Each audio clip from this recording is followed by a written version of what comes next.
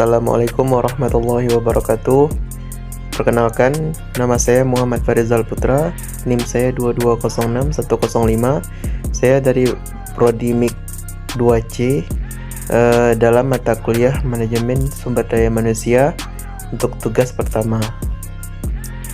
Judul tugas ini adalah fungsi SDM. Pengertian SDM. Manajemen Sumber Daya Manusia, disingkat MSDM, adalah ilmu yang mengelola hubungan dan peran sumber daya yang dimiliki oleh individu secara efektif dan efisien serta dapat digunakan secara optimal untuk mencapai tujuan bersama perusahaan, karyawan, dan masyarakat. Nah, di sini juga terdapat pengertian sumber daya manusia tersendiri adalah komponen penting yang berfungsi sebagai penggerak kegiatan produksi pada sebuah organisasi atau perusahaan. Selanjutnya, ada fungsi SDM.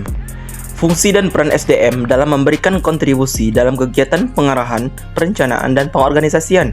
Peran SDM lainnya adalah untuk menentukan faktor produksi, membangun, dan juga mengembangkan organisasi ke arah yang lebih sukses.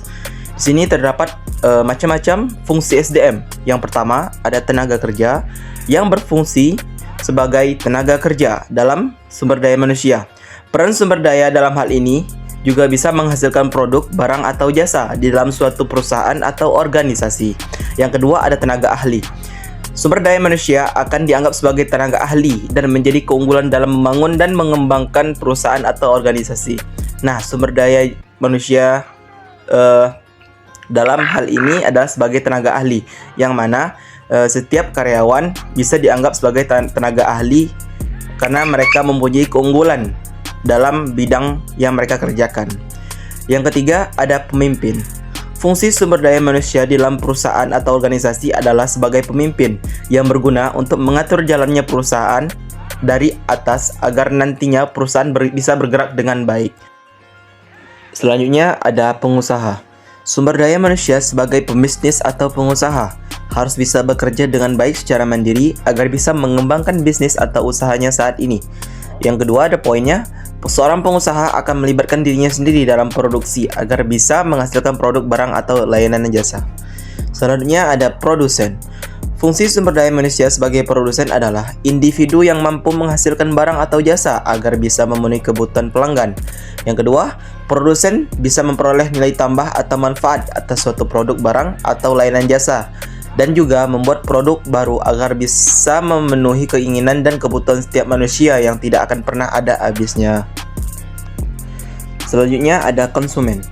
Berdasarkan laman resmi KBBI, konsumen adalah pengguna barang atas hasil produksi, menerima pesan iklan, dan pengguna layanan jasa.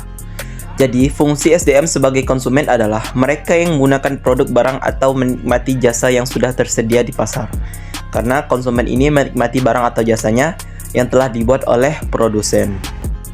Jadi, kesimpulan yang bisa saya jabarkan adalah sumber daya manusia ini adalah sebagai pondasi atau nahkoda dalam menjalankan suatu organisasi dan lembaga-lembaga. Karena sumber daya manusia inilah yang mengatur, merencanakan, serta mengolah tujuan dari organisasi tersebut agar berjalan sesuai rencana dan bisa menguntungkan individu atau kelompoknya sendiri. Jika tidak ada sumber daya manusia, maka organisasi atau lembaga tersebut tidak akan pernah berjalan, dan juga kalau tidak adanya sumber daya manusia, maka tidak adanya keefisienan dalam pembuatan produk atau layanan jasa yang ada di perusahaan tersebut.